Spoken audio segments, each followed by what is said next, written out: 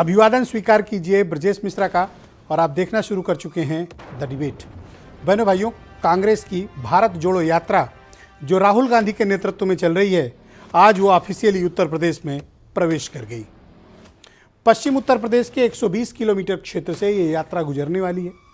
इसका राजनीतिक प्रभाव भारत जोड़ो यात्रा का क्या पड़ने वाला है? ये कांग्रेस की राजनीति को कुछ मजबूत करेगी या अपोजिशन की राजनीति की जड़ें मजबूत करेगी, या फिर ये भारतीय जनता पार्टी के लिए कोई चुनौती है? इस यात्रा का क्या परिणाम निकलने वाला है, हम इस बारे में आज चर्चा करेंगे। और बीजेपी ने इस यात्रा को लेकर बहुत बड़ा जवाबी हमला भी आज बोला है। आज की परिचर्चा हम इस विषय पर करने वाले हैं। बहनों भाइयों, उत्तर प्रदेश में राहुल गांधी की हाई प्रोफाइल भारत जोड़ो यात्रा आज गाजियाबाद के लोनी क्षेत्र से इंटर कर गई। अब ये बागपत की तरफ बढ़ रही है और फिर शामली कैराना होते हुए ये आगे की ओर निकलेगी, हरियाणा की ओर जाएगी। इस यात्रा से कांग्रेस को उत्तर प्रदेश में क्या लाभ है? उत्तर प्रदेश वो राजनीतिक राज्य है जहां से कांग्रेस पूरी ताकत लेती थी। सत्ता में आने की कांग्रेस की चाबी ही उत्तर प्रदेश हुआ करता था, और उत्तर प्रदेश से ही उनको वो राजनीतिक ताकत प्राप्त होती थी जो दिल्ली की सत्ता में उन्हें बिठाती थी। और कांग्रेस जब जब भी केंद्र की सरकार में आई तो उत्तर प्रदेश का उसमें बहुत बड़ा योगदान रहा है। या उत्तर प्रदेश का रहा है, या उत्तर प्रदेश में जो उनके अलाइज पार्टनर रहे हैं, चाहे वो समाजवादी पार्टी या फिर बीएसपी या फिर दूसरे दल, इन्होंने कांग्रेस की दिल्ली की हुकूमत को हमेशा मजबूत किया। और कांग्रेस जब भी दिल्ली की हुकूमत पे बैठी तो उत्तर प्रदेश का एक बड़ा शेयर उसके साथ रहा है। लेकिन 2014 के बाद से उत्तर प्रदेश और देश की राजनीति में बहुत बड़े बदलाव आए। जहां सबसे ताकतवर कांग्रेस थी, आज उसी राज्य में वो बेदम है। 120 किलोमीटर का ये जो स्ट्रेच है, ये पश्चिम उत्तर प्रदेश के 3 जनपदों से होकर गुजरता है। राजनीतिक रूप से कांग्रेस को कोई ताकत देने वाला क्षेत्र नहीं है ये इस वक्त, लेकिन चूंकि ये रूट में पड़ रहा है, इसलिए इस रूट से कांग्रेस की यात्रा गुजर रही है। इस रूट को लेकर विपक्ष के दलों में सबने बराबर की दूरी बनाई। शुभकामनाएं तो सबने दी हैं अपोजिशन ने, लेकिन परोक्ष रूप से इस यात्रा में सम्मिलित होने या इसका हिस्सा बनने से इनकार कर दिया। अपोजिशन ने शुभकामनाएं भेजी, अपने वर्कर्स भेजकर स्वागत करा दिया, बट कोई भी बड़े दल का कोई बड़ा लीडर इस यात्रा में राहुल गांधी के साथ बागपत से लेकर शामली तक शिरकत करने वाला नहीं है। इस यात्रा का कांग्रेस संगठन पर, कांग्रेस पार्टी की राजनीति पर और 2024 के सामान्य चुनाव पर क्या असर पड़ेगा? यात्राएं राजनीतिक मकसद के लिए होती हैं, भले ही वो बताई जाएं कि वो सामाजिक मकसद या देश जोड़ने के लिए हैं, लेकिन हर यात्रा एक चुनावी संदेश लेकर की जाती है और हर यात्रा का निहितार्थ भी राजनीतिक ही होता है। तो राहुल गांधी की भी इस यात्रा का निहितार्थ राजनीतिक है। लेकिन क्या लगभग आईसीयू में पहुंच चुकी कांग्रेस के लिए उत्तर प्रदेश में राहुल गांधी की ये यात्रा कोई ताकत दे पाएगी, कोई संजीवनी दे पाएगी, या फिर कांग्रेस का डिक्लाइन चलता रहेगा? अब इससे कम क्या जाएगी कांग्रेस, जब इस वक्त उसका वोट शेयर सिर्फ 2% हो और एमएलए भी 2 हों। ऐसी स्थिति में कांग्रेस क्यों पहुंची, और क्या राहुल गांधी की यात्रा उसको कोई ताकत दे पाएगी? और अपोजिशन का उससे दूरी बनाना, ये किस बात का द्योतक है और किस बात का संकेत है? मैंने कल भी चर्चा की थी और आज फिर उस विषय को आगे बढ़ा रहा हूं कि क्या उत्तर प्रदेश में कांग्रेस कोई पॉलिटिकल लाइबिलिटी है, पॉलिटिकल अनटचेबल है, जिससे सभी विपक्षी दल दूरी कर रहे हैं। लेकिन आज दोपहर होते होते, दोपहर में जैसे ही राहुल गांधी की यात्रा गाजियाबाद लोनी से होते हुए बागपत की तरफ बढ़ी और काफ़ी भीड़ और जोश उसमें कांग्रेसी कार्यकर्ताओं का दिखा, तो भारतीय जनता पार्टी ने आकस्मिक back to back 2 press conference Lucknow में की और अपने दोनों डिप्टी चीफ मिनिस्टर्स को उतार दिया कांग्रेस और राहुल गांधी के खिलाफ। केशव प्रसाद मौर्य और उसके बाद बेहद आक्रामक प्रेस कॉन्फ्रेंस अपने स्वभाव के विपरीत ब्रजेश पाठक ने की और कांग्रेस पर गंभीर इल्जाम लगाया और कहा कि कांग्रेस लगभग खत्म हो रही है और कांग्रेस का सारा कुछ गांधी परिवार के इर्द गिर्द सिमटा हुआ है। तो कांग्रेस की यात्रा, बीजेपी का अटैक, विपक्ष की दूरी, कांग्रेस के लिए आने वाला जो 3 दिन है वो यूपी की राजनीति में कोई हलचल मचाएगा? कोई नए अलाइज पार्टनर इस दौरान बनेंगे क्या? और इस बीच दोपहर के बाद अचानक से जैसे ही राहुल गांधी की यात्रा बागपत की तरफ बढ़ी, कोई एक बड़ा पॉलिटिकल मूव हुआ, और यह पॉलिटिकल मूव किसकी तरफ से हुआ? राष्ट्रीय लोक दल की तरफ से हुआ, जयंत चौधरी की तरफ से हुआ।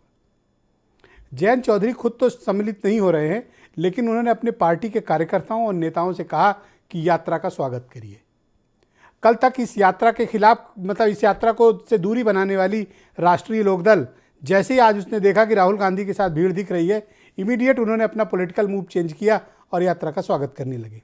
तो इन सारे विषयों पर आज हम चर्चा करने वाले हैं इस डिबेट में। आप कुछ स्टेटमेंट सुन लें, फिर आज की परिचर्चा को हम आगे बढ़ाएंगे। ये मत सोचिए कि कांग्रेस पार्टी और बीजेपी के बीच में लड़ाई चल रही है ना, ये इस धरती पर हजारों सालों से यही लड़ाई चल रही है। वो नफरत फैलाते हैं, हम मोहब्बत फैलाते हैं। मेरे भाई को नहीं खरीद पाए और ना कभी खरीद पाएंगे। गर्व है मुझे इन पर और आप सब पर। आज स्पष्ट है कि उत्तर प्रदेश की आम जनता ने इन्हें बुरी तरह नकार दिया है। आप सब जानते हैं कि उत्तर प्रदेश राज्य में आने की उनकी हिम्मत नहीं पड़ी और इस यात्रा ने उत्तर प्रदेश में घुसते ही घुटने टेकने का काम किया। उत्तर प्रदेश राज्य की सीमा से निकल करके वो बाहर जा रहे हैं। केवल सांकेतिक यात्रा है ये। उनका जो उद्देश्य है लोगों को जोड़ने का, उस काम में वो लगे हुए हैं। लेकिन एक तरफ उनकी पार्टी में रोज ऐसे समाचार आते हैं जो कि मेरे ख्याल से पार्टी के अंदर अंतर विरोध की बातें होती हैं। तब उनकी अपना कार्यक्रम है, अपनी यात्राएं हैं, शुभकामनाएं हैं। भारत जोड़ो यात्रा का राष्ट्रीय लोकदल ने स्वागत किया है। राष्ट्रीय लोकदल के राष्ट्रीय अध्यक्ष चौधरी जयंत सिंह जी ने शुभकामनाएं दी हैं और भारत जोड़ो यात्रा की सराहना की है। तो बहनों भाइयों, इस परिचर्चा को आगे बढ़ाते हैं। मेरे साथ भारतीय जनता पार्टी से आलोक अवस्थी, सुनील सिंह साजन समाजवादी पार्टी से हैं, सुरेंद्र राजपूत कांग्रेस से हैं, अनिल दुबे राष्ट्रीय लोकदल से हैं, धर्मवीर चौधरी बीएसपी से हैं, ब्रजेश शुक्ला जी बहुत ही जाने माने पत्रकार मेरे साथ मौजूद हैं, और बीरेंद्र सिंह जी हमारे स्टेट हेड। बहुत शुक्रिया और धन्यवाद आप सभी का इस कार्यक्रम में मेरे साथ शामिल होने के लिए। सुरेंद्र राजपूत जी से अभी हम थोड़ी देर में हमारा संपर्क हो जाएगा, हम उनसे आगे की बातचीत को बढ़ाएंगे। मैं आलोक अवस्थी जी का रुख करता हूं, भारतीय जनता पार्टी के प्रवक्ता हैं। आखिर ऐसा क्या हो गया कि दोपहर बीतते बीतते इतनी आक्रामक प्रेस कॉन्फ्रेंस बीजेपी को करनी पड़ी कि आप कह रहे हैं कि कांग्रेस खत्म हो रही है, उसका कोई अस्तित्व तो नहीं है, और दूसरी तरफ दो प्रेस कॉन्फ्रेंस, वो भी बैक टू बैक, वो भी दोनों डिप्टी चीफ मिनिस्टर मैदान में उतार दिए?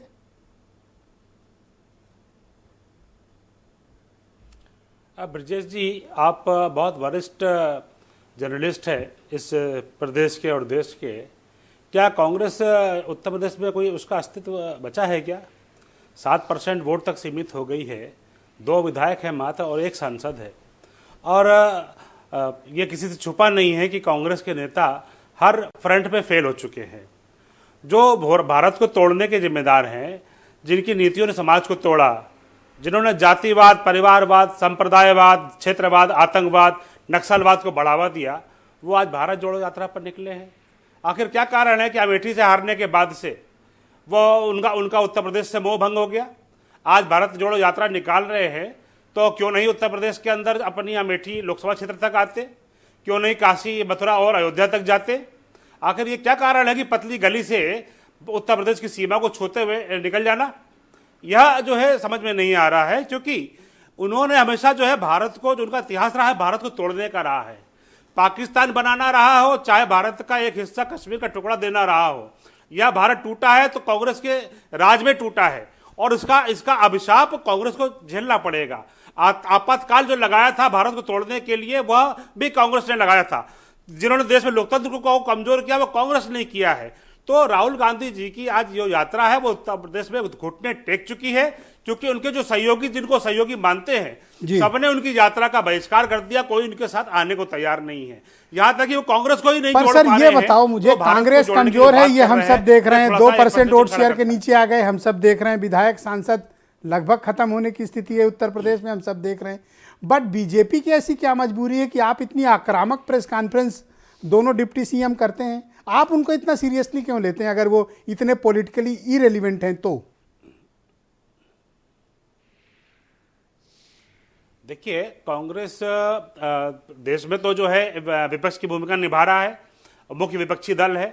तो हम एक राजनीतिक पार्टी के होते हुए हम सवाल खड़े करेंगे और कांग्रेस को अपने कर्मों का हिसाब देना होगा। वह झूठ बोल करके आगे नहीं जा सकते। सबसे बड़ी जो भारतीय जनता पार्टी को आपत्ति है वो उनके इंटरव्यू पे है, जहां पर उन्होंने चीन के बारे में जो कहा है, यह बिल्कुल उचित नहीं है कि भारतीय सेना का मनोबल गिराने के लिए राहुल गांधी ने कहा है कि जो भाजपा जो कांग्रेस के समय पे चीन को एक बढ़ावा दे दिया जाता था और उनके बारे में अच्छी बातें वो कहते थे। क्या कारण है कांग्रेस जो है चीन के आगे बिछी पड़ी है? इससे 135 करोड़ देशवासियों का क्या मनोबल बीजेपी गिरता है। राहुल वो गांधी चाइना की के भारत साथ जोड़ो खड़े होने का यात्रा प्रयास जो करते उत्तर हैं प्रदेश और के भारतीय जनता 3 पार्टी- जनपदों से होकर गुजर रही है, आप राजनीतिक दबाव महसूस कर रहे हैं? और निश्चित रूप से नहीं है। जब उनके नेता ही रण छोड़ चुके हैं और अमेठी के हारने के बाद से प्रवेश नहीं कर पा रहे हैं, तो हम उसके लिए क्या कहें? उत्तर प्रदेश के कोने से होते हुए चुपचाप निकल जाना पश्चिम क्षेत्र के, वो भी एक पतला सा जो गलियारा है जो कि पूरे प्रदेश के अंदर भी नहीं आता है, उसको छू करके, वो पाला छू करके जा रहे हैं। यह किस तरह की यात्रा है? हमने देखा है कि गुजरात में भी उनकी इसी तरह से यात्रा गायब हो गई थी, क्योंकि जहां पर वे शून्य की पहुंच गए हैं वहां पर उनको यात्रा निकालने की हिम्मत नहीं होती है। उनके अंदर ताकत होती है। मैं चैलेंज करता हूं कि उत्तर प्रदेश में आए और पूरे उत्तर प्रदेश में घूम करके दिखाएं, उनको दूध का दूध और पानी का पानी साफ हो जाएगा। बहुत शुक्रिया आपका आलोक जी। मैं सुरेंद्र राजपूत जी मुझे ज्वाइन कर चुके हैं। सुरेंद्र जी बहुत शुक्रिया। एक तो राहुल गांधी की आज भारत जोड़ो यात्रा का राजनीतिक आपका संदर्भ उत्तर प्रदेश को लेकर क्या है, पहले विषय। दूसरा विषय यह है कि भारतीय जनता पार्टी ने आज बहुत आक्रामक 2 प्रेस कॉन्फ्रेंस की, एक केशव प्रसाद मौर्य ने की और दूसरा ब्रजेश पाठक ने भी की। वो काफ़ी गंभीर बातें भी कही। बीजेपी आपकी यात्रा को सीरियस नहीं ले रही, बता रही कि यात्रा बेमकसद है। ब्रजेश जी, पहली चीज तो धन्यवाद दूं आपको, आप भारत जोड़ो पर दोबारा से करें और अचानक से मुझे बगैर किसी पूर्व सूचना के जोड़ा गया, इसी में तो मजा है तो सर। मैं थोड़ा सा लेट हो गया। मैं तो 2 चीजें बड़ी मैं साफ बताऊं, अगर हमारी यात्रा की कोई रेलिवेंस नहीं है, मुझे मेरी आवाज वापस आ रही है? मैं ठीक करा रहा हूं, आप हटा के बोलते रहें। जी जी जी। तो मैं आपको 2-3 चीजें बड़ी स्पष्ट कहता हूं। नंबर 1 कि अगर हमारी यात्रा की कोई रेलिवेंस नहीं है तो भारतीय जनता पार्टी के बेरोजगार 2 उप मुख्यमंत्री लगातार प्रेस कॉन्फ्रेंसेस क्यों कर रहे हैं? उनके सारे के सारे प्रवक्ता सुबह से लेकर शाम तक भारतीय जनता पार्टी के कांग्रेस को गाली क्यों दे रहे हैं? कांग्रेस को ये क्यों कह रहे हैं कि 1 दर्जन कार्यकर्ता नहीं है, बलिया में छोड़ गए, ये हो गया वो हो गया? अरे भाई, आपको सरकार बना करके जनता ने मौका दिया है शासन करने का, जनता की सेवा करने का।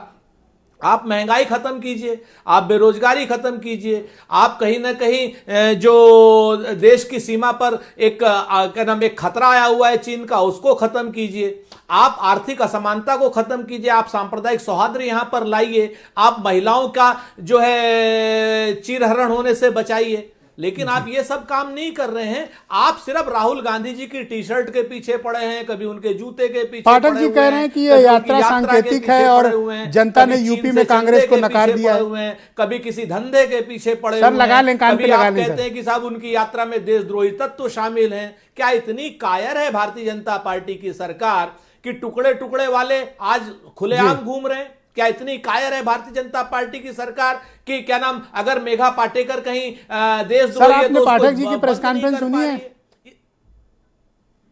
पाठक जी ने हेलो? प्रेस कॉन्फ्रेंस की और कहा ये यात्रा सांकेतिक है और कांग्रेस का अस्तित्व तो खत्म हो चुका है।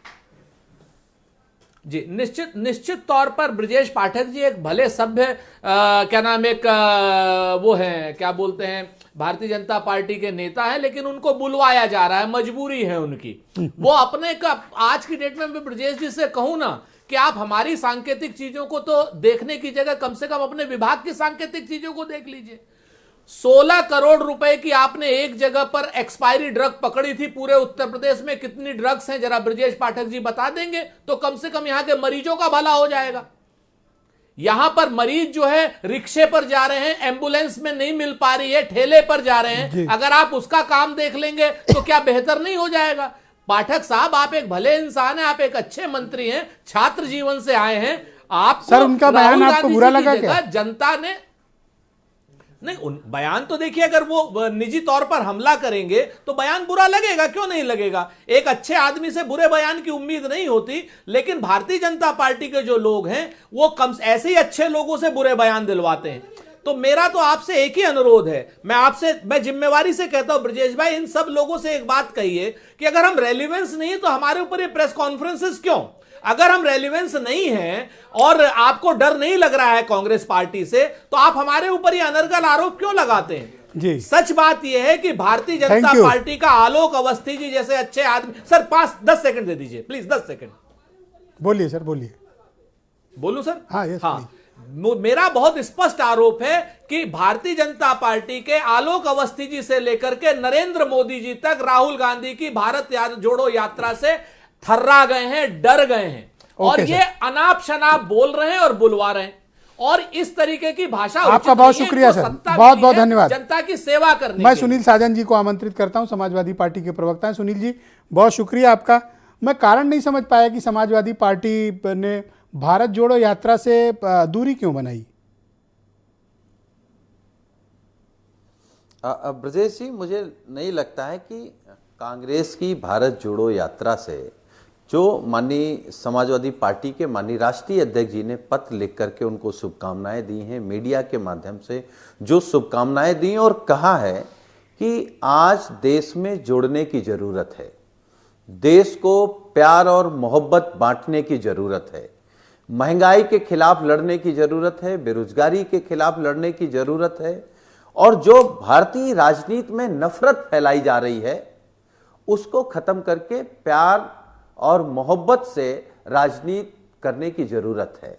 तो मुझे लगता है कि जो राहुल गांधी जी लगातार बात कह रहे हैं उन सभी बातों का समर्थन हमारे नेता ने किया है जी। अब आप क्या चाहते हैं कि कांग्रेस की रैली और समाजवादी पार्टी चली जाए? सर मैं नहीं चाहता, लेकिन अतीत आप लोगों का था कि साथ में प्रेस कॉन्फ्रेंस करते थे, साथ में रोड शो करते थे, साथ में रैलियां करते थे।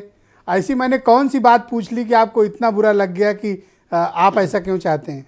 नहीं नहीं नहीं नहीं नहीं नहीं नहीं, हमें बुरा बिल्कुल नहीं लगा ब्रजेश जी।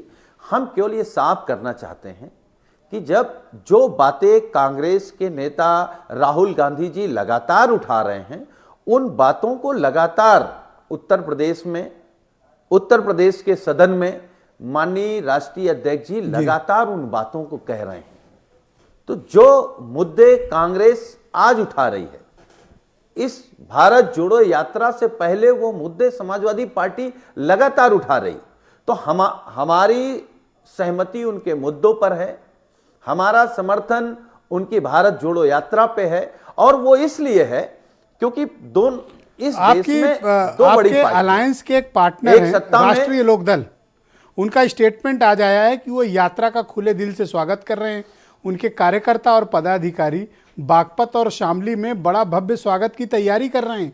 दुबे जी का बयान है, आज इनको हमने बिठाया इसीलिए। ये तो मतलब आप किसी दिशा में जा रहे हैं, आपके पार्टनर्स किसी दिशा में जा रहे हैं।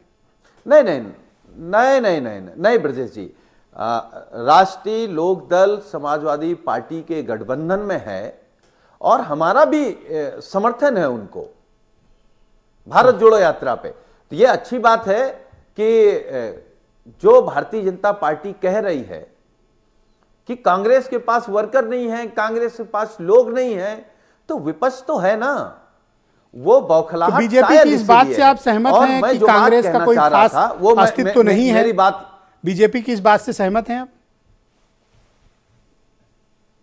भाई कांग्रेस का अस्तित्व अगर नहीं है तो भारतीय जनता पार्टी के पेट में दर्द क्यों हो रहा है?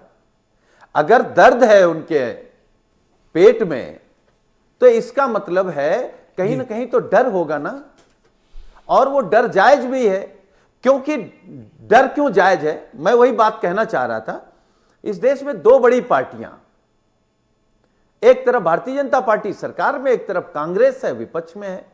भारतीय जनता पार्टी लगातार नफरत, जाति के नाम पर, धर्म के नाम पर करें सर, बंटवारा, महंगाई को बढ़ावा, बेरोजगारी को बढ़ावा, देश की सारी संस्थाएं बेचने का काम अगर कोई कर रहा है तो भारतीय जनता पार्टी बहुत शुक्रिया आपका। मैं बीएसपी के राष्ट्रीय प्यार की प्रवक्ता बात कर रही है, महंगाई के और खिलाफ पश्चिम कर उत्तर रही है प्रदेश की और राजनीति भारत में जोड़ों की बहुत बात कर रही है, सक्रिय तो नेता मुझे लगता है धर्मवीर कि चौधरी जी को BJP को आमंत्रित पेट करता में दर्द नहीं हूँ। होना सुनील चाहिए। जी शुक्रिया। धर्मवीर जी आपका बहुत स्वागत और धन्यवाद। आज राहुल गांधी की यात्रा और ब्रजेश जी, उसमें एक आई सवाल भीड़ सुनील यादव से पूछ देखकर लीजिए। आपका चेहरे का रंग कुछ उड़ा हुआ दिख रहा है, मुझे कुछ परेशान दिख रहे हैं आप मुझे।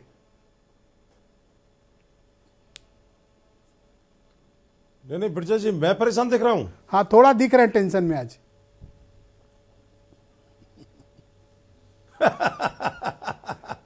नहीं नहीं नहीं नहीं नहीं नहीं ब्रजेश जी, मैं टेंशन में नहीं हूं। टेंशन में तो ये बीजेपी के लोग हैं, कांग्रेस के लोग हैं, लोकदल के लोग हैं और समाजवादी पार्टी के लोग हैं कि ये समझ नहीं पा रहे हैं कि मतलब ये क्या स्टेटमेंट दें।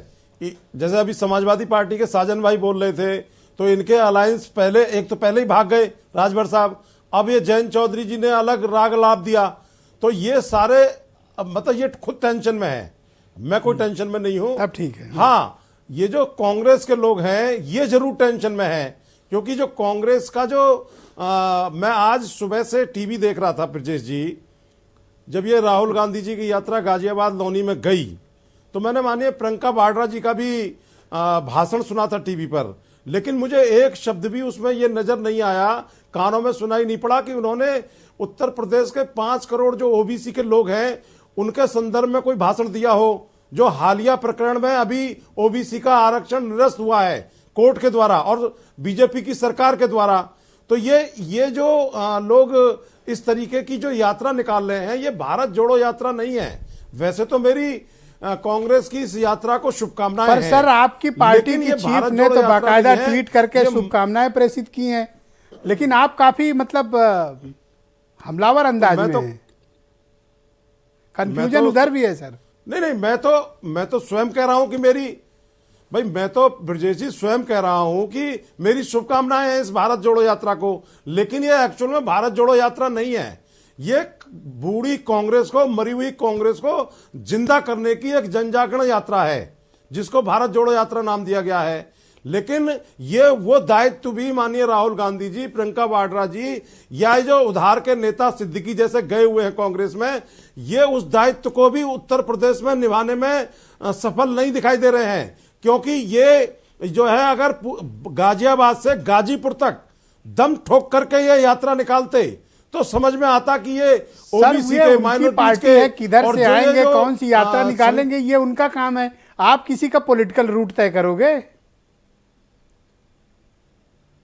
नहीं, मैं पॉलिटिकल रूप तय नहीं करूंगा, लेकिन मैं एक उत्तर प्रदेश के जनमानस की जो भागीदारी बनती है, इनकी पार्टी कहती है कि हम जो है मुख्य विपक्ष की भूमिका में है, तो यह मुख्य विपक्ष की भूमिका उत्तर प्रदेश के जनमानस के लिए भी सर आपको बुरा लगेगा, लेकिन उत्तर प्रदेश की असेंबली में किस कदर कांग्रेस आपसे दोगुनी है सर।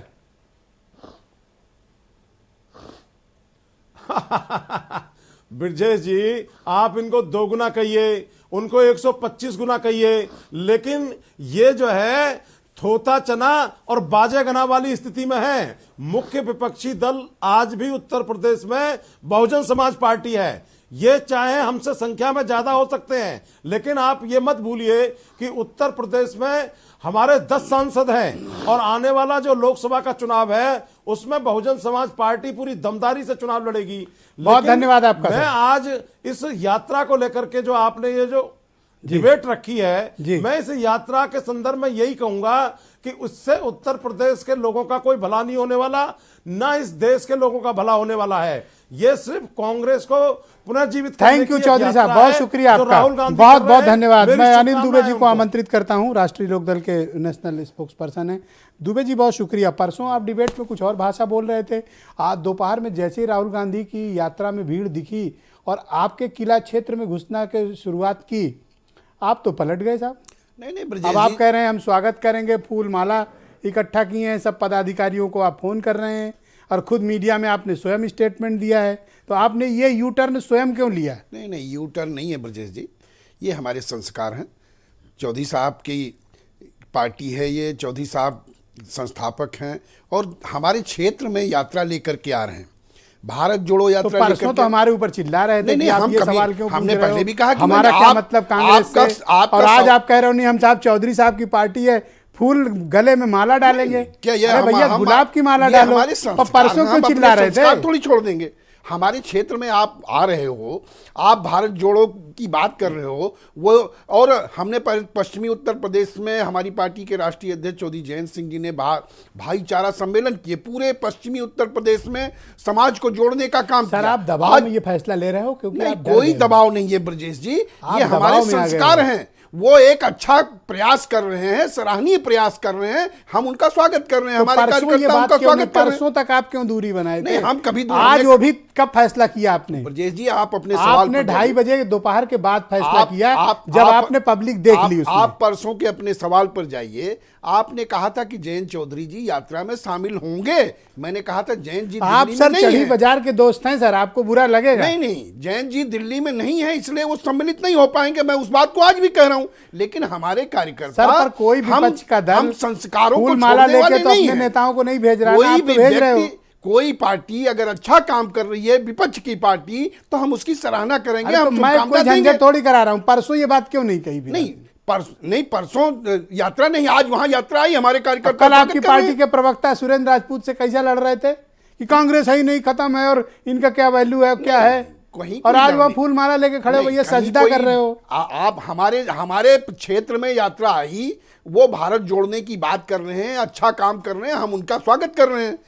इसमें कहीं कोई राजनीति थोड़ी है। हमारा समाजवादी पार्टी के साथ गठबंधन है, हम उस समाजवादी सर, पार्टी आप ही मिलकर के परसों स्टेटमेंट चुनाव दे रहे लड़ थे, रहे आपकी हैं। पार्टी हमारे कल दे उत्तर रही प्रदेश थी। में किसान और आज आप U-turn मार रहे हो संदेश सर। अभियान चल रहा है। हमारे कार्यकर्ता किसानों के बीच जा रहे हैं, उनसे हस्ताक्षर करा रहे हैं। उसी बीच उनकी यात्रा आ रही है, हमारे कार्यकर्ता उनका स्वागत भी कर रहे हैं। देख लो कहीं आपकी फसल कांग्रेस माला ही पहनाते रहो।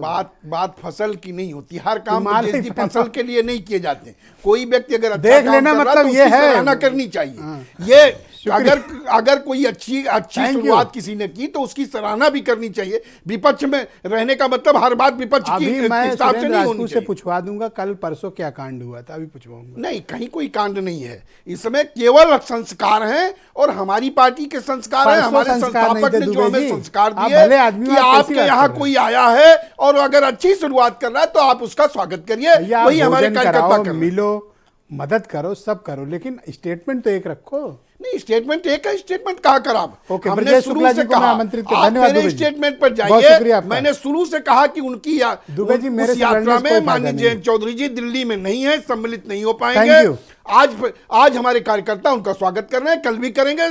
3 दिन उनकी यात्रा है, तीनों दिन उनका राष्ट्रीय लोकदल के लोग स्वागत करेंगे। दुबे जी, आपके होश उड़ गए 2:30 बजे जब आपने पब्लिक देखी। नहीं, इसलिए हमारे आपने उसके फैसला उड़ेंगे। बदला। हम उत्तर प्रदेश, हम अपना काम कर रहे हैं, उनकी पार्टी अपना काम कर रही है। थैंक यू, बहुत शुक्रिया। ब्रजेश शुक्ला जी, ये कांग्रेस की जो यात्रा निकली है, आलोक अवस्थी ने कहा कि ये गलियारे से होके जा रही है और सिर्फ 3 जिले जा रहे हैं, दम हो तो इधर आके दिखाओ, तो इसका पॉलिटिकल रेलिवेंस। दूसरा, बीजेपी ने इतना शार्प अटैक क्यों किया जब कांग्रेस की रेलिवेंसी नहीं है, तो ऐसा वो मानते हैं तो?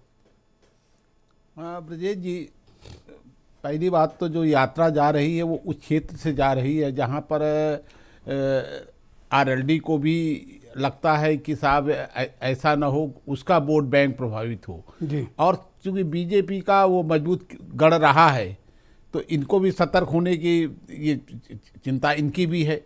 लेकिन यहाँ पर बातें दूसरी हैं कि जब यात्रा आई है तो समाज जो राष्ट्रीय लोकदल है, राष्ट्रीय लोकदल पहले तो कर दिया कि साहब बिल्कुल अलग रहेंगे, लेकिन उनके जो तमाम समर्थक हैं वो नहीं चाहते। कारण क्या है, वो उस क्षेत्र की आप देखिए क्या है। वो पहली बात तो मुस्लिम बहुल क्षेत्र है, जाट बहुल क्षेत्र है, तो वहाँ पर इन लोगों को लगता है कि ऐसा ना हो। सर, सबसे पहले कोई बाउंड्री कूदा है, फांदा है अगर अपोजिशन में तो आरएलडी वाले। हाँ, आरएलडी 2:30 बजे इन्हीं दुबे जी ने बयान जारी किया। नहीं तो इनको ये लगता है, वास्तव में दुबे जी की पार्टी को लगता है कि ये मेरा मजबूत, इस बार हम बड़ी मुश्किल से यहाँ काफी कुछ बना पाए हैं। ऐसा ना हो ये कि सेना आ रही चरते निकल जाए तो इस पर घेराबंदी पहले ही कर लो, घेराबंदी पहले कर लो।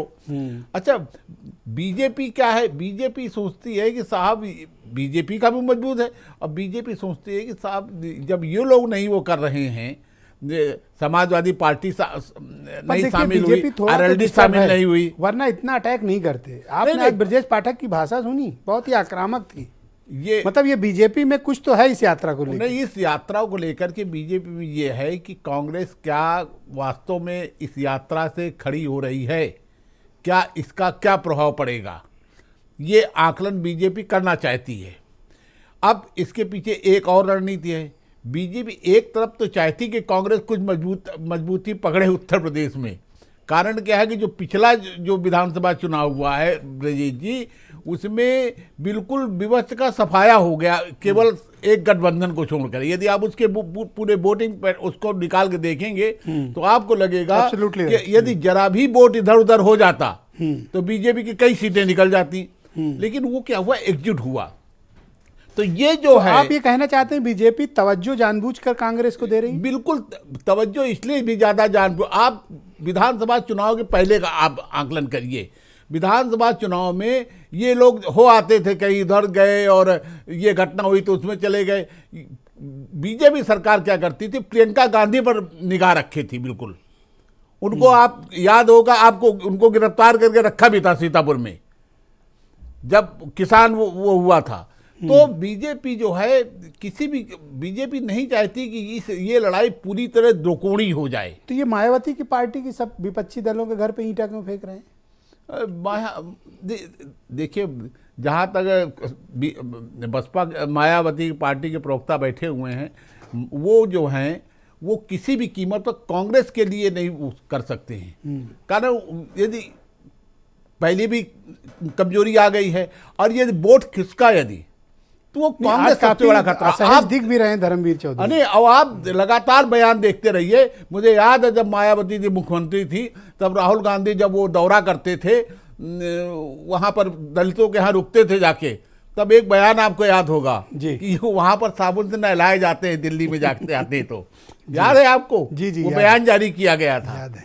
तो बसपा को ये खतरा हमेशा रहता है कि मतलब कांग्रेस की यात्रा जितना बीजेपी को डिस्टर्ब कर रही है, उतना अपोजिशन को भी डिस्टर्ब कर रही है। कांग्रेस से वोट बैंक छीना है बसपा ने। वरना यदि आज बसपा का वोट बैंक कांग्रेस के पास होता तो कांग्रेस मुख्य उसमें होती। एक यात्रा इन दोनों को डिस्टर्ब किए हुए। ये इसका कारण क्या है कि हर कोई लगता है कि उनके खेत में न कोई ऐसा होगी उनकी फसल, इसीलिए ये माला पहना के निकल लेना। हाँ, ये सोचते हैं कि अच्छा समझ गया, आप समझ गए। एक चीज और है इसमें कि जब इनके कार्यकर्ताओं ने कहा कि ऐसा है कि बिल्कुल दुश्मनी मत पहलो। ये कह दो कि हमने स्वागत किया, माले पहना तो यही मैसेज चला जाएगा मुसलमानों के बीच कि साहब ये बिल्कुल विरोध कर रहे हैं। शुक्रिया आपका ब्रजेश जी। मैं आगे बढ़ाता हूं डिबेट को। बीरेन्द्र सिंह जी भी हमारे साथ इस कार्यक्रम में जुड़ चुके हैं। बीरेन्द्र जी, बहुत शुक्रिया आपका। मैं आपसे जानना चाहता हूँ कि आज जब लोनी में राहुल गांधी की भारत जोड़ो यात्रा इंटर हुई, फिर प्रियंका गांधी के स्टेटमेंट्स आए, फिर राष्ट्रीय लोकदल का यू टर्न आया और फिर बीजेपी की आक्रामक प्रेस कॉन्फ्रेंस आई, इनके पीछे की आपकी क्या राजनीति मानते हैं और इसका क्या इम्पैक्ट पड़ने वाला है? देखिए, 2024 को लेकर तैयारियां चल रही हैं। चुनाव तो स्वाभाविक है कि जब केंद्र को रख के होता है तो कांग्रेस चाहेगी कि उसको उत्तर प्रदेश में भी वोट मिले, सीट मिले। लेकिन समाजवादी पार्टी के रहते यहाँ पर कांग्रेस का अभी कोई उम्मीद दिखती नहीं। यहाँ उत्तर प्रदेश में तो लड़ाई जब भी होगी सपा और भाजपा के बीच ही होगी। अब जो लोग सपा के साथ रहेंगे, जो भाजपा के साथ रहेंगे, वही चुनाव लड़ेंगे। अब इसमें एक आगे चल के कोई गठबंधन बने वो अलग बात। देखिए, राहुल गांधी 3 दिन उत्तर प्रदेश में है यात्रा में। 3 दिन में इस यात्रा से वो क्या हासिल करेंगे? बागपत जा रहे हैं और शामली तक जाएंगे। जाटलैंड के इलाके में किसान आंदोलन भी चला। आपको याद होगा, तमाम सारे विरोध के बावजूद जाटों ने बड़ी संख्या में बीजेपी को वोट दिया और बीजेपी उत्तर प्रदेश में फिर सरकार में है।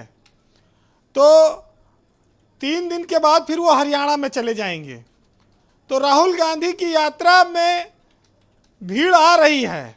हो सकता है उनको देखने आ रही हो सकता है लोग कहते हैं कि राहुल गांधी को ठंडी नहीं लगती, टी-शर्ट में घूमते, उसके वजह से भी लोग देखने आ रहे हो।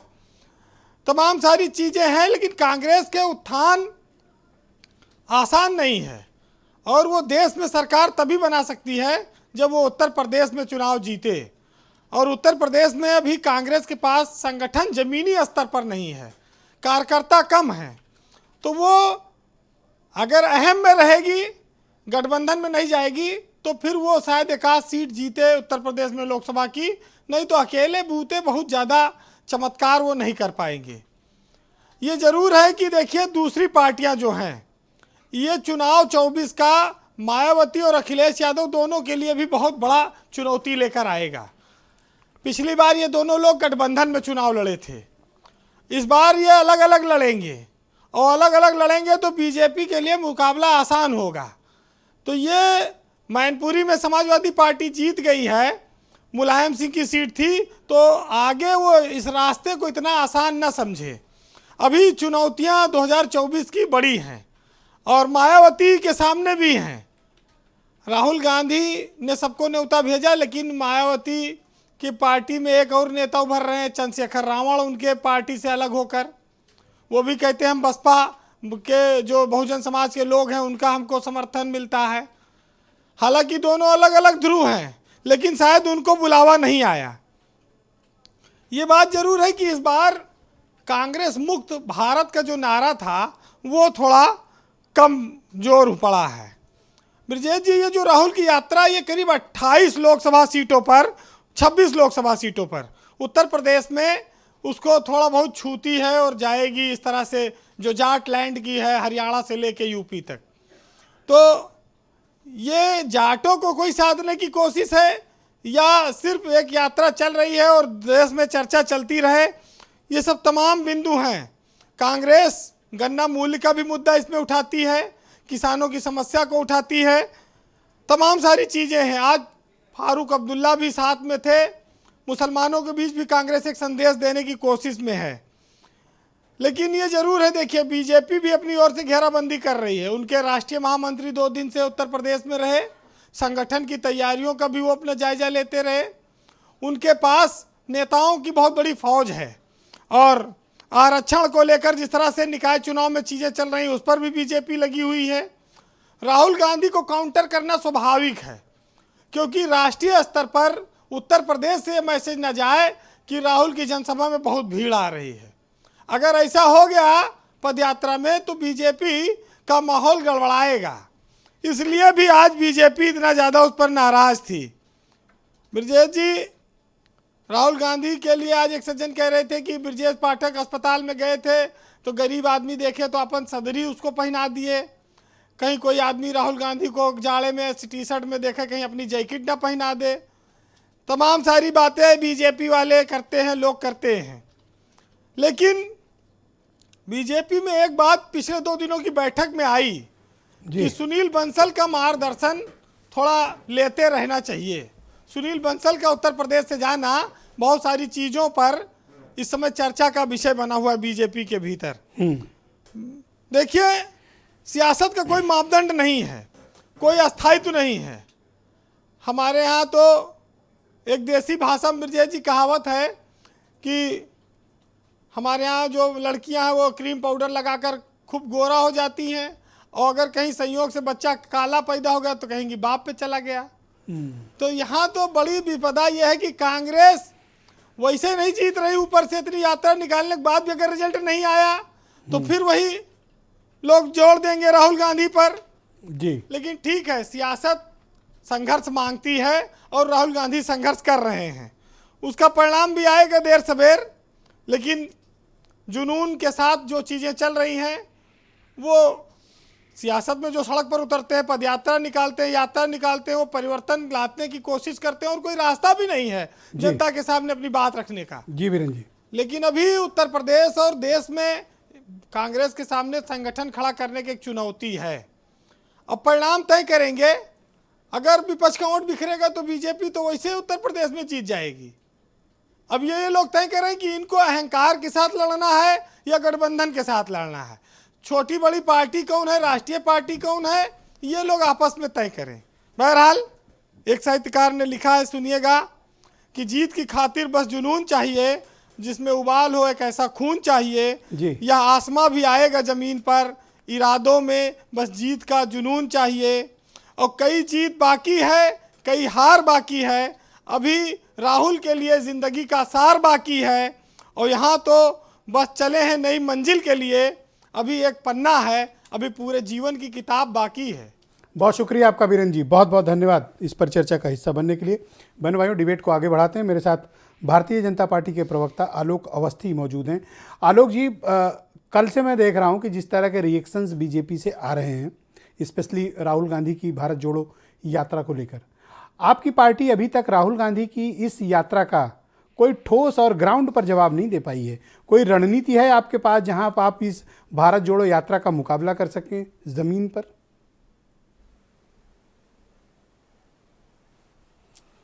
देखिए, मैं फिर कहूँगा कि जो पार्टी भारत को तोड़ने के लिए जिम्मेदार है, जिनकी नीतियों ने समाज को तोड़ा है, जिन्होंने जातिवाद, परिवारवाद, संप्रदायवाद, क्षेत्रवाद, आतंकवाद, नक्सलवाद को बढ़ावा दिया है, वो किस तरह की भारत जोड़ो यात्रा कर रहे हैं।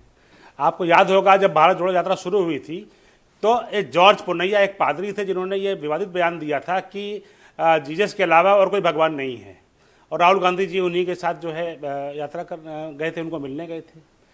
यहाँ पे हमने ये भी देखा है कि जिन लोगों ने आतंकवादियों के मुकदमों पर उनको फांसी की सजा दिए जाने पर प्रश्न चिन्ह खड़े किए थे, वो उनके साथ यात्रा कर रहे थे। और हमने ये भी देखा है कि जो उनकी पार्टी ने यात्रा के दौरान उनको भगवान श्री राम से तुलना कर दी। यानी कि ऐसा कौन सा कर्म राहुल गांधी ने ऐसा कर दिया भगवान से तुलना कर दी जाए उनकी? कम से कम भगवान को तो छोड़ देना चाहिए। जिस पार्टी ने लगातार श्री राम को काल्पनिक बताया और उसके अस्तित्व पे प्रश्न चिन्ह खड़ा किया, उन पर सवाल खड़ा किया।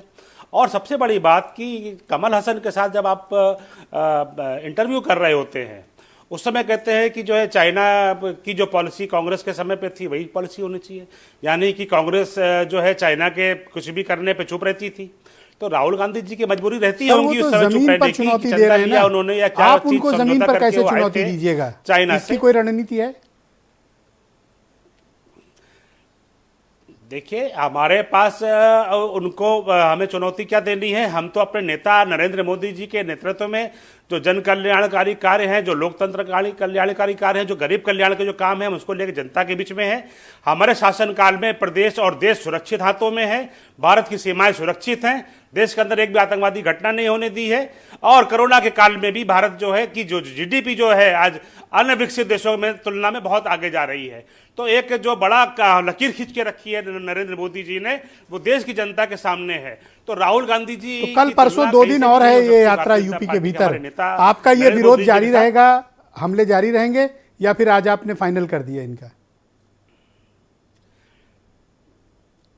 देखिए, कांग्रेस जो है देश का एक प्रमुख विपक्षी दल है, नेता विरोधी दल उस दल से आता है।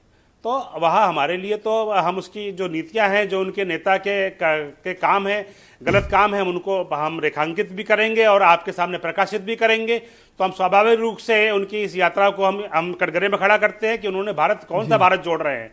जो पाकिस्तान को तोड़ दिया है उसको जोड़ने जा रहे हैं क्या? जो कश्मीर को अलग करके एक टुकड़ा अलग हो गया क्या, उसको जोड़ने जा रहे हैं क्या? क्या आपातकाल के लिए माफी मांगने जा रहे हैं क्या?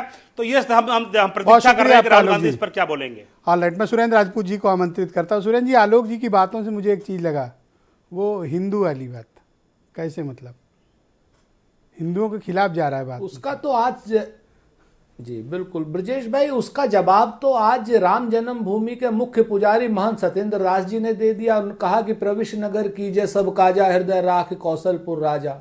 और आज वैसे मंगल का दिन है, मंगल भवन है मंगल हारी, द्रबहु सुदशरथ अजर बिहारी।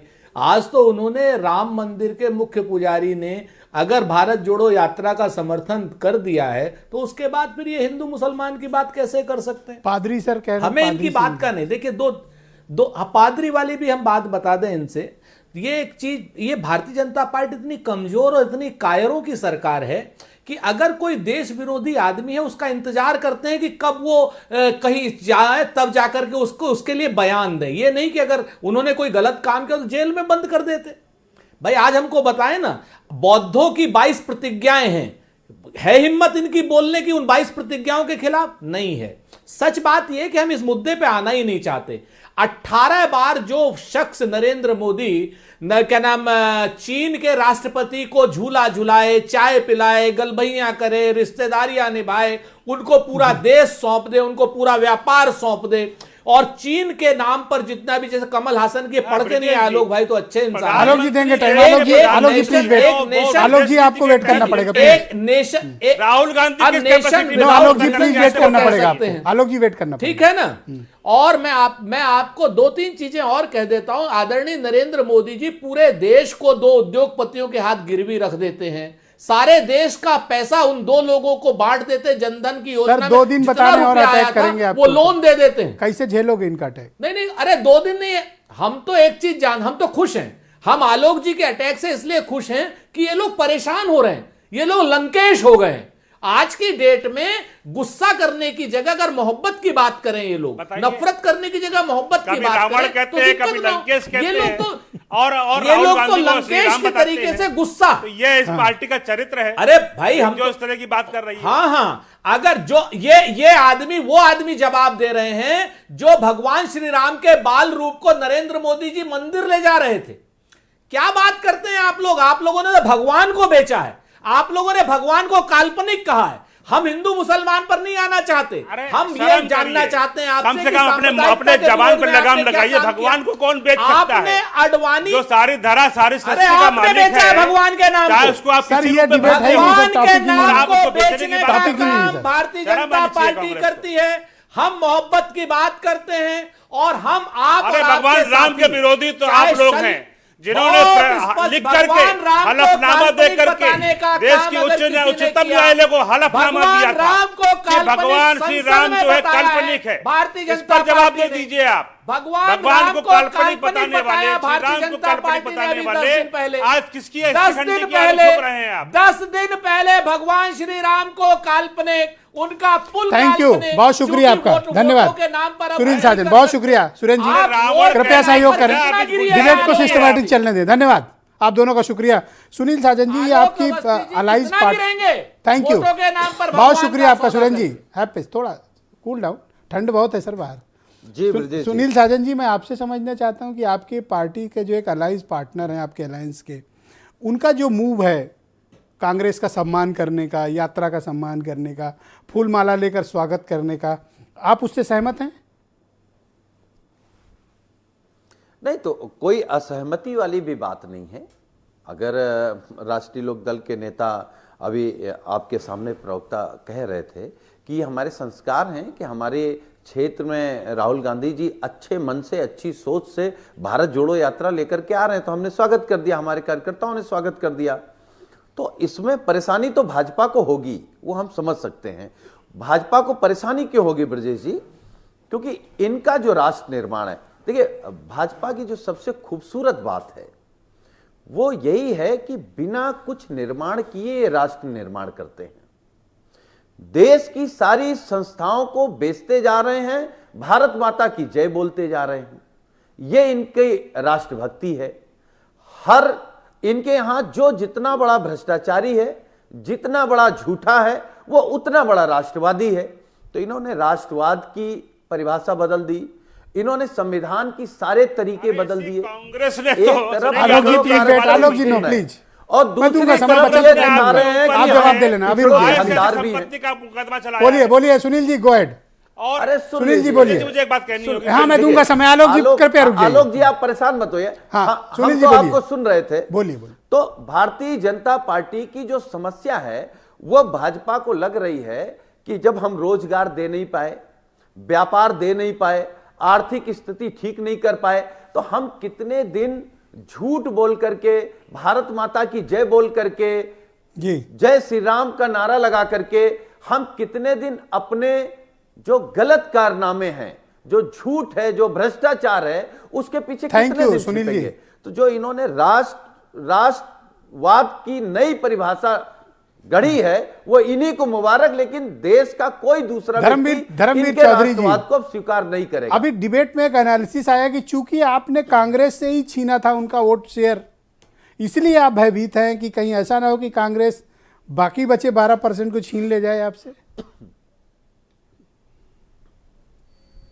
नहीं नहीं ब्रजेश जी, ऐसा नहीं है। मैं अभी ये जो कांग्रेस और बीजेपी के जो प्रवक्ता आपस में ये जो नकली लड़ाई लड़ रहे थे, मैं इस पर भी थोड़ा चिंतित हूं। और मान्यवर साहब काशीराम जी का मुझे एक स्टेटमेंट याद आ रहा है कि ये कांग्रेस नागनाथ है तो बीजेपी सांपनाथ है। और आज जो कांग्रेस सर सच में लड़ रहे थे सर, नकली तो नहीं है, वो इनके अपने कारणों से है। नहीं, मैं ये सब नकली लड़ाई है ब्रजेश जी, क्योंकि अभी ये जो कांग्रेस के प्रवक्ता हैं ये अडानी और दो उद्योगपतियों का नाम ले रहे थे, लेकिन जब कांग्रेस की सरकारें बनती हैं जैसे हरियाणा में, तो इनको कोई और उद्योगपति नहीं मिलता तो ये रॉबर्ट बड़ेरा को ही आगे कर देते हैं और वो हजारों एकड़ जमीनें जो है वो किसानों से छीन लेते हैं। तो ये इनका जो चाल चरित्र चेहरा है कांग्रेस का, ये इनके जो दुर्दिन है वो इनके अपने कारणों से हैं। काफी नाराज हैं सर आप कांग्रेस से। राहुल गांधी जी, प्रियंका वाड्रा जी, नहीं मुझे बोलने दीजिए ब्रजेश जी, जो आज देश की जो हालत है, एक सेकंड सुरेंद्र जी नो, आप इंटरप्ट ना करें सर, वो पूरी डिबेट में खामोश बैठे जनता के चरमरा की ना सुरेंद्र जी नो प्लीज, जो आज सुरेंद्र जी नहीं, दर ठोकरे खा रहे हैं, किसान मारे घूम रहे हैं। तो आज अगर कांग्रेस के ये जो नेता हैं, ये अगर ये दावा करते, ये घोषणा करते कि हम अपने राज्यों में किसानों की आय को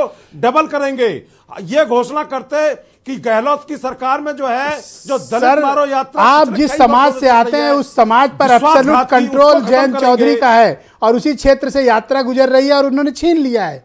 आप कुछ नहीं कर पा रहे हैं, इसलिए सर आप थोड़ा तिलमिलाए हुए लग रहे हैं। नहीं ब्रजेश जी, देखिए कांग्रेस का कोई अस्तित्व नहीं है और जयंत चौधरी अभी राजनीति में थोड़े नए हैं। उनका इतिहास, उनके बाबा का इतिहास आप पढ़िए, वो उसके पासंक भी नहीं है। और जो ये जो ढुलमुल नीति होती है, ये तो शुक्र हो कि ये जो है समाजवादी पार्टी वालों ने उनको राज्यसभा दे दी, नहीं तो वो तो बीजेपी में ये तो आप सरासर अपमान कर रहे हैं एक बड़ी पार्टी के, एक पार्टी के राष्ट्रीय अध्यक्ष का ये आप अपमान कर रहे हैं सर, ऐसा नहीं है। मैं अच्छी तरह जानता हूँ, अब वो ऐसा आप नहीं कह सकते, अपनी क्षमता से हासिल किया उन्होंने, कभी आप उनका अपमान नहीं कर सकते, कभी बीजेपी के दरवाजे पे जो जाटों को जो है, आप बीजेपी के समर्थन से आपने सरकार चलाई। दुबे जी रुक जाओ, अभी आ रहा हूं ना, अरे दुबे जी रुक जाओ, अब आप क्यों उत्तेजित हो, दूंगा देने की बात कर रहे हैं तो वो जयंत चौधरी जी के परिवार के द्वारा डाले गए हैं और बीजेपी उनका आप जयंत चौधरी के परिवार पर किसी के परिवार पर निशाना का परिवार जिम्मेदार है, फैमिली को किसी का परिवार आपने भारतीय जनता पार्टी से 3 बार मिलकर सरकार चलाई, आप हमको नहीं सिखाओगे।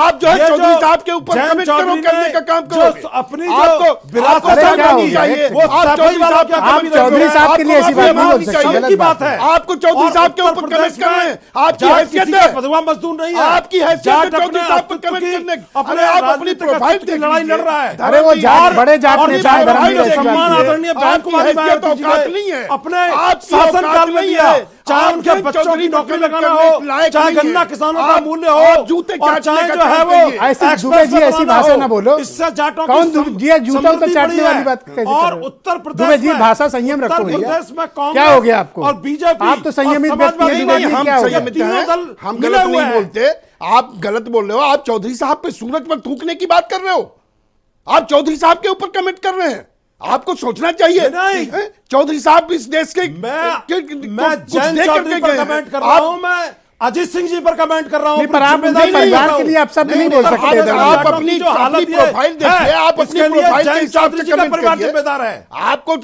आपकी ये प्रोफाइल नहीं है कि आप चौधरी साहब पर कमेंट करें, आप अपनी प्रोफाइल के हिसाब से बोलिए, हमें कोई दिक्कत नहीं है, लेकिन आप अपनी प्रोफाइल से आपका क्या मतलब है? मैं राजनीतिक बहुजन समाज पार्टी का राष्ट्रीय प्रवक्ता हूं और समाज का जिम्मेदार व्यक्ति हूं मैं। तो पता है आप कितने जिम्मेदार हो जब आप चौधरी साहब के ऊपर कमेंट कर रहे हो, चौधरी अजीत सिंह जी पे कमेंट कर रहे हो। आपको समाज ही आपका माफ नहीं करेगा कभी, आपको किसान माफ नहीं करेगा। राजनीति करते करते आज नोएडा का डेवलपमेंट देख लीजिए और बागपत का डेवलपमेंट देख लीजिए। आप डेवलपमेंट पूरे पश्चिमी उत्तर प्रदेश का देख लीजिए, पूरे देश का डेवलपमेंट देख लीजिए, और पूरे देश के किसानों को संगठित करने का काम किया चौधरी साहब ने। समाजवादी पार्टी आपको माफी मांगनी चाहिए, आपको माफी मांगनी चाहिए, आप इस चैनल पर माफी मांगिए। आपने देश के किसानों का अपमान करने का काम किया। क्या चाहते हैं आप चौधरी साहब, क्या करें? नहीं, इनको माफी मांगनी चाहिए इस चैनल पर, इनको चौधरी साहब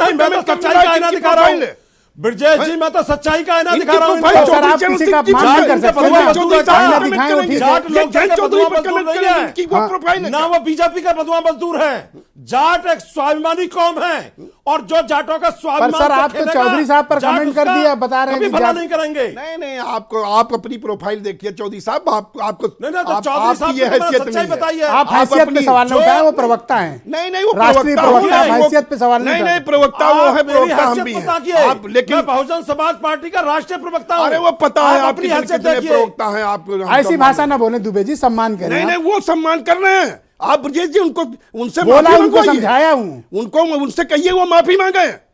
चौधरी साहब का अपमान किया, किसानों का अपमान किया। मैं पूरी जिम्मेदारी के साथ कह रहा हूं। नहीं आपकी जिम्मेदारी चौधरी साहब का सम्मान करिए। समाजवादी आप पार्टी चौधरी जाटों की परंपरा का आपके दुश्मन पार्टी है। सर्टिफिकेट की जरूरत नहीं और है हमें। जैन चौधरी ने जाटों की इस पगड़ी को जो है जैन चौधरी जी ने चौधरी साहब की विरासत को पगड़ी आगे नहीं, बढ़ाने नहीं, का नहीं, काम पगड़ी किया। वाली कोई बात नहीं। चौधरी साहब की विरासत को आगे बढ़ा रहे हैं। समाजवादी पार्टी किसान बहुत बहुत की धन्यवाद, विरासत बहुत को शुक्रिया, तो बहुत जैन बहुत चौधरी जी धन्यवाद, कर रहे हैं। धन्यवाद, गुलाम सिंह जी को बना। धन्यवाद, बहुत शुक्रिया, बहुत बहुत शुक्रिया।